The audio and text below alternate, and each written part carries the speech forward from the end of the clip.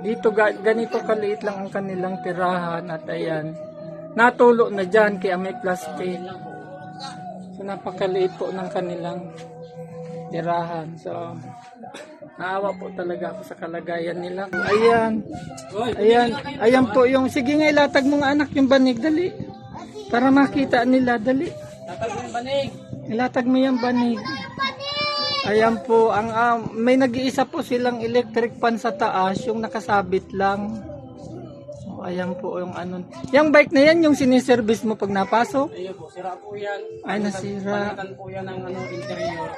Sige ate, ilapag mo ate yung banig. Ayan po yung banig nila. Talagang ano-ano na yung banig nila. Ayan. Tatagalan. Oo, ayan, sa may mabuti pong may mabuting kalooban, kumakatok po kami sa inyo na baka may gusto pong magbigay ng higaan para sa mga bata. Nakakaawa naman po sila talaga. Oh, kaawa-awa po talaga ang kalagayan nila.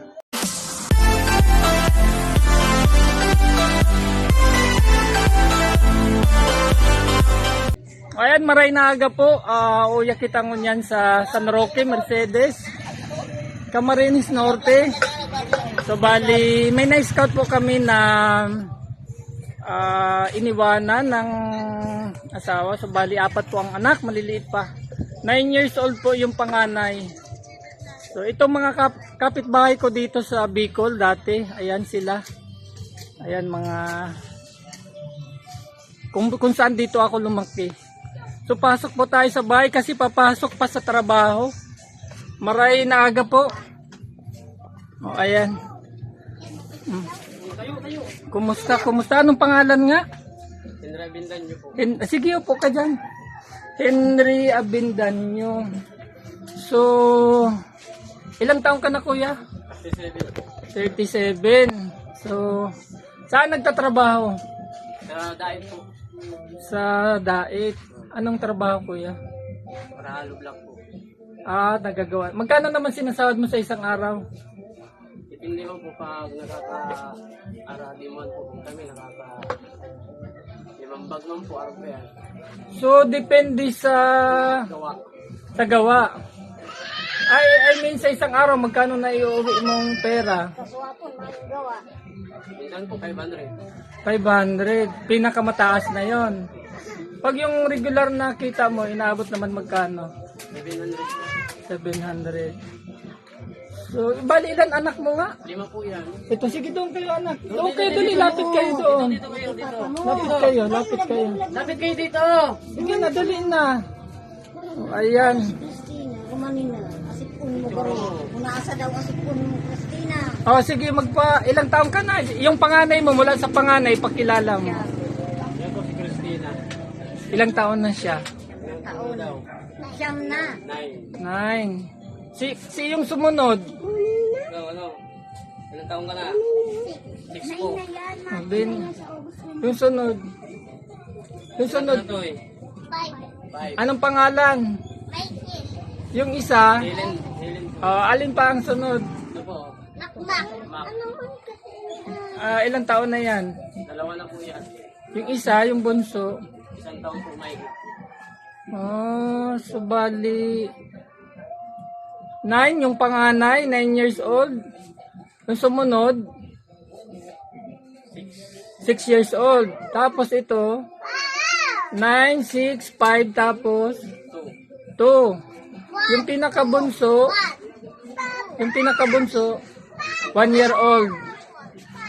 So paano mo tinataguyod yung mga anak mo? Kaya ano po na pag-uwi ko wala kumpleto muna pa ako sa pang-konsumo nila. Minsan po pag Sabado Linggo lang po, wala pa akong gawa na bahay pa ako. So nag-aaral ba yung panganay mo? Anong grade na? Mag-grade 3 na. Dito sa ano? Huwag na So, inay! paano yan? Siya yung panganay. Minsan nakakapasok, minsan hindi. Pero po sa ngayon po, tuloy-tuloy na papasok. So marunong na siyang magluto, mag-asikaso sa mga kapatid niya. Siyempre mostly siya ang panganay, siya yung magtataguyod sa mga anak mo, di ba? Siya yung naaasa-asahan mo na dito. Ito po yung tigsasama ko. Pumapayag naman yan, yung bunso. Tigsasama ko po. Pumapayag naman yung amo mo na may kasama kang anak. Ayun po. So, bakit anong nangyari at umalis si Mrs.? Hindi ba naawa sa mga anak mo? Ang liliit pa. Pag ano daw po, pag ano, kukunin din niya po ito. Yan lang isa, yung bunso. O ano, papayag ka naman. Pahil na po ako ta. Payag ka naman. Pahil mo po ako ta. Para po ito, makaparasok po itong maayos. So, ano, may usapan na kayo? Talagang maghiwalay na kayo? O ano? Yan na po. Suporta na lang po ang hinihingi sa mga anak niya. May trabaho? Paanong suporta naman? Yung nabigay man po yung pang ano nila. Mga pang bili-bili na lang gamit-gamit. Diyos ko, naiiyak ako sa sitwasyon ng mga anak mo. Hindi pa dapat kung lumaki-laki man lang sana, okay na. O ano nak, mga namimiss niyo ba si mama niyo na pinupuntahan naman kayo dito? Ha? Sige, huwag kayong mahiya. Dinadala ko man po yan doon. Napunta mo po doon sa ano sa trabaho. Sa trabaho mo, Nabisita man lang po. kung binibisita naman. Kaya po yan po. Dinadala ko po yan doon. So wala namang problema doon sa kinakasama ng asawa mo. Hindi naman nagagalit na nagkikita kayo. Yan na. O ano na, ikaw ate, anong pangarap mo? Tinatanong ko pag Anong doktor? Kawawa naman. Anong grade 3 na nga ano? So, nilalakad mo lang mula dito hanggang sa school. yan lang po yan, malapit. Ito naman, anong grade? Maano na po ito, mag-grade 2 na po ito. Grade 2. Grade 2, yan po. Yan po, grade 1. Oo. Hindi mo naman namimiss si mama mo? Ha? Nakikita mo si mama mo? Anong pinag-awayan nyo ni Mrs. at nagka-ano kayo? Wala man po. Wala man po kayong pinagawain na yung po pag-amahan. Wala po kayong balak. Wala nang balak. Pamilya. Tanggap mo naman. Kaya po. Gusto niya naman po yun. Kawawa naman. So, dito nagkakasya na kayo dito lahat. Yun ang CR nyo. O yun po. Yung pong siya. Dito po sila nahiga. Ito naman po ako. So, ayan, napakaliit po ng ano nila, tirahan nila. At ito po yung CR nila. Ayan. Wala kayong tubig. Ano, poso o gripo? Puso po. O, ayan. Dito, ganito kaliit lang ang kanilang tirahan. At ayan, natulo na dyan kaya may plastic.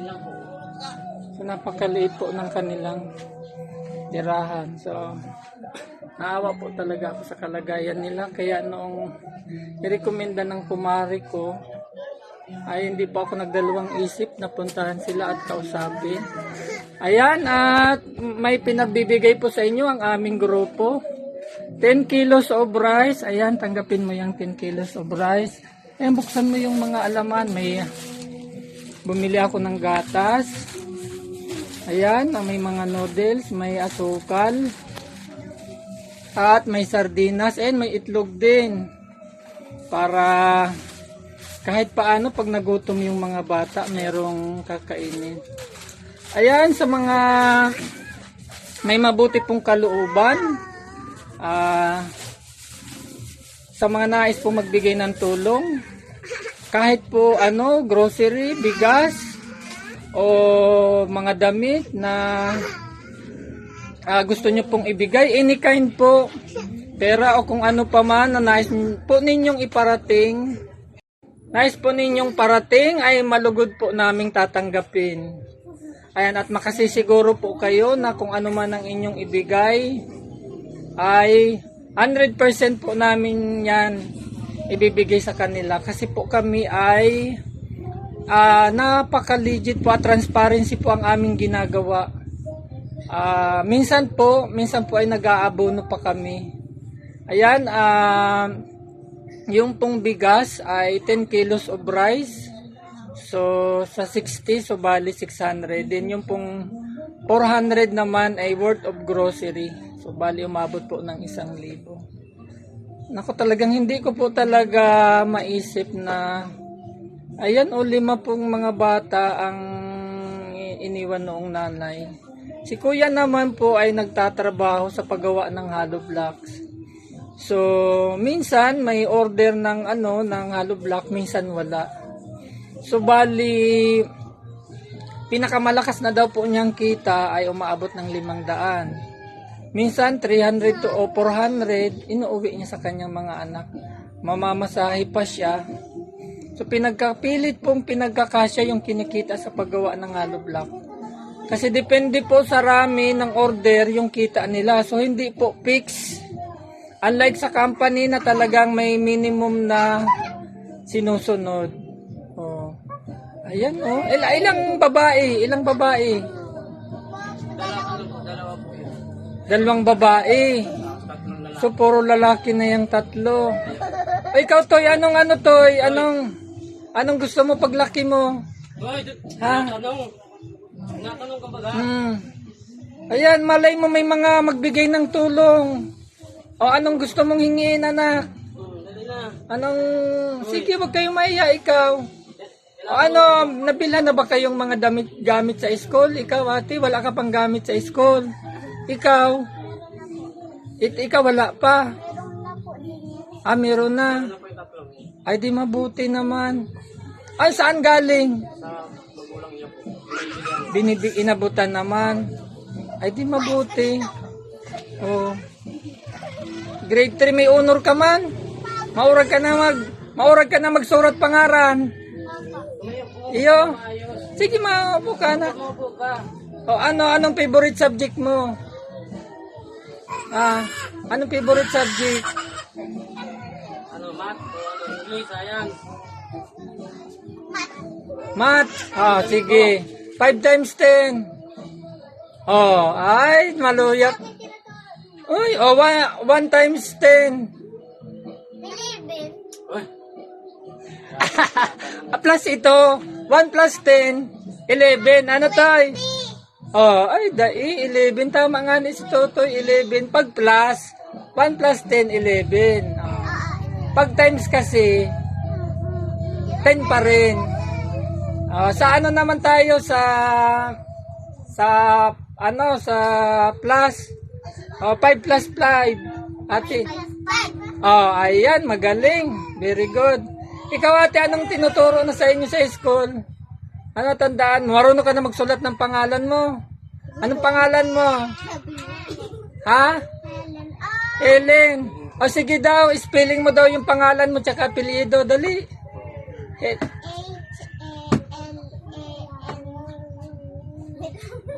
Tapos apelyido.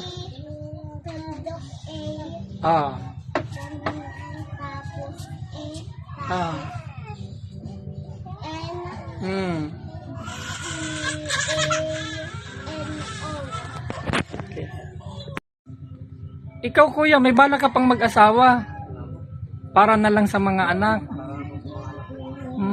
wala pa ako sa mga anak. Oo, kasi mag-aasawa ka pa, tapos ang dami mong anak, baka maltratuhin lang yung mga anak mo. Hanggang kaya ko po, sige lang po ako. Para po sa mga anak ko. O anong masasabi mo sa mga may katulad mong kalagayan?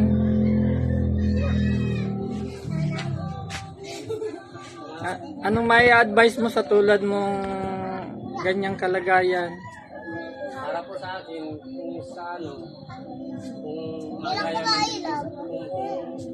dumating man po ang panahon sa inyo na niwalayan din po kayo ng mga asawa ninyo, ito kayo mag-asawa. I-focus din na lang po ang sarili nyo sa mga bata. Anong natapos mong pag-aaral? Ano lang po ako? Elementary lang po ako. Elementary hanggang grade 6. Diyan ka din nag-aaral. Ay, nang magurang mo. Sa kabila. tinitingnan-tingnan man yung mga anak mo pag nasa trabaho ka? Ayun po. Hmm. Ano po, mga kapitbahay ko po, tingnan din sila. Hmm. Yung mga bata. Eh, paano? Nagkakasya ka mo dyan sa higdaan? Yan po sila, dito naman po sa taas. Ah, dito sa sahig. Anong sapin nila? Banig po yun. Ah, nilalatag mo yung banig. Nabukod yun. Ah, ayan. Ayan. Ayan po yung, sige nga, ilatag mo nga anak yung banig. Dali. Para makita nila. Dali. Tatag yung banig. Ilatag mo yung banig. Ayan po, may nag-iisa po silang electric fan sa taas, yung nakasabit lang. So, ayan po yung ano. Yung bike na yan, yung siniservice mo pag napasok. Ayun po, sira po yan. Ay, nasira. Palitan po yan ng interior. Sige ate, ilapag mo ate yung banig. Ayan po yung banig nila. Talagang ano-ano na yung banig nila. Ayan. Tatagalan. Oo, ayan, sa may mabuti pong may mabuting kalooban, kumakatok po kami sa inyo na baka may gusto pong magbigay ng higaan para sa mga bata. Nakakaawa naman po sila talaga. Oh, kaawa-awa po talaga ang kalagayan nila. Mababa po ang kanilang bubong, so ganitong summer, sobrang init. Paano saan yung mga bata pag ganitong tanghali? Dito po yun. Napagana po yung dalawang ceiling fan. Ay, ayan o, yung ceiling fan nila. Walang takip yung ano nila, ceiling fan nila. So dito lang sila natutulog. At dito yung kusina nila, maliit lang. Nagkasya na po sila dito. Ayan, tapos ito po yung pintuan nila, halos giba na rin.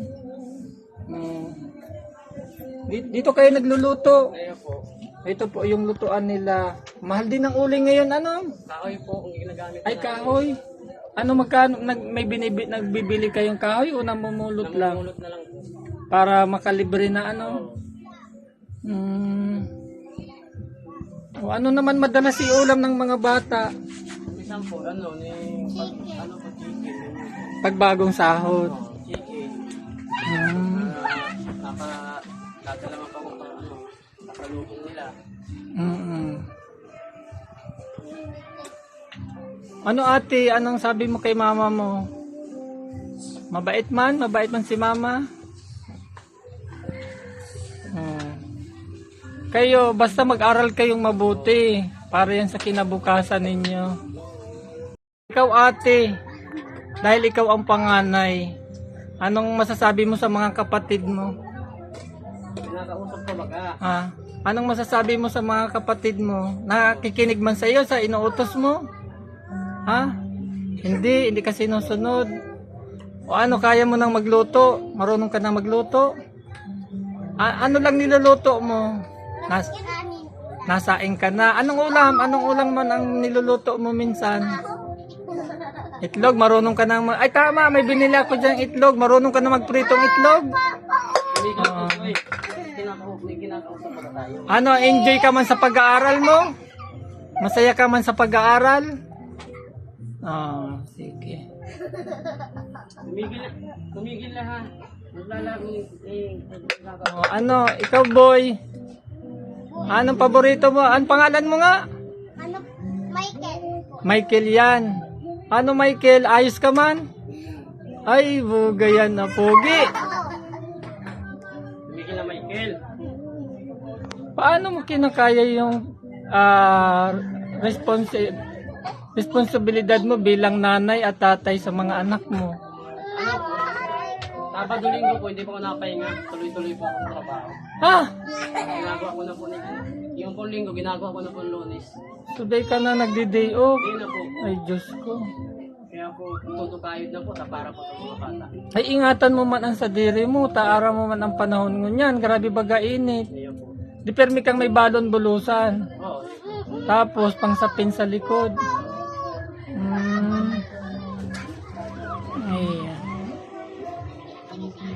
Ayan, kahit po mga damit, pagkain, kahit ano po na gusto nyong ipaabot, ay makakasiguro kayo makakarating sa kanila. Naku, hindi ko kayang tingnan tong kalagayan ng mga bata. Siguro kung sa akin nangyari to, hindi ko kakayanin. O may, sige, manawagan kayo sa mga manonood. Ate, manawagan ka. Anong gusto mong sabihin sa mga manonood? Sa mga may mabuting kalooban. Huwag kayong mahiya. Sige. Baga kayo kahit pang ano. Hindi na kayo. Yung mga wala pa pong muwang, oh. Iniwanan ng nanay nila. Kahit na po sinasabing dinadalaw naman, pero iba pa rin yung kumpleto. O ikaw kuya, anong masasabi mo sa nagbigay sa iyo ng mga yan? Sa Team United o FW Charity Group? Sige, lapit-lapit mo. Lapit-lapit mo din. O anong masasabi nyo sa nagpaabot sa inyo ng tulong? Maraming salamat po sa tulong na ibinigay po ninyo sa amin. Ayan, sa team, ito, Team United. Ayan, basahin mo yung nasa damit ko. United. OFW Charity Group. Ayan, subali mga kami, nasa 30 kaming officers and member at special sponsor na nagtutulong-tulong para makaabot sa inyo, sa abot ng aming makakayanan. At kung sakaling may makapanood ng inyong video ay nagmamakaawa po kami kung makatok sa inyong pintuan. Ayan. So hindi po sapat ang kanyang kinikita para sa kanyang mga anak. Ayan, muli po ay nagpapasalamat kami sa mga kasamahan ko na nagpaabot ng kanilang tulong. Ayan, para makadagdag sa sa pang-araw-araw nilang pagkain. Yun lang po at maraming salamat sa inyong lahat. Mabuhay po. Mali po ay kumakatok kami sa inyong pintuan sa mga may buting kalooban para sa mga musmus pa na bata. Bali 5 bata po yan. Nakakaawa po talaga ang kalagayan nila. Iniwanan ng kanilang nanay. Any amount po, kahit ano pong ibigay nyo ay malugod naming tatanggapin. Grocery, banig, damit, package ay makaasa po kayo. Makakarating yan sa dapat bigyan dahil nakakaawa po talaga yung mga musmus na bata. Diyos na po ang bahalang gumanti sa inyong kabutihang loob. Hindi pa man po ay nagpapasalamat na ang aming grupo. God bless us all po. United of Warrior Charity Group. Pag-ibig ang dalangin sa bawat kamay na nag-aabot. May pag-asang darating. United of Warrior Charity Group. Liwanag sa dilim, unting tulong dakilang gawa. Pagmamahalang siyang hingig ng lahat. Bawat ngiti ng tinutulungan. Kaligayahan ang kapalit naman. Di hadlang ang layo't distansya.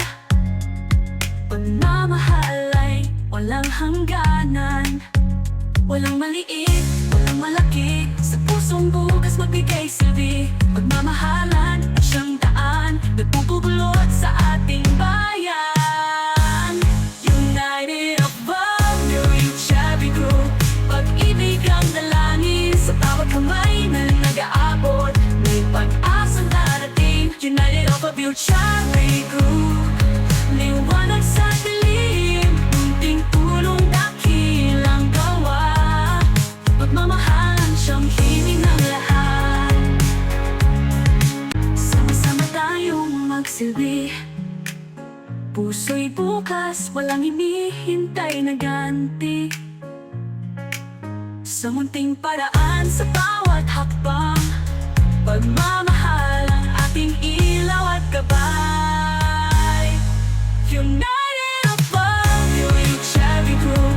Pag-ibig ang dalangin sa bawat kamay na nag-aabot. May pag-asang darating. United of Warrior Charity Group. Liwanag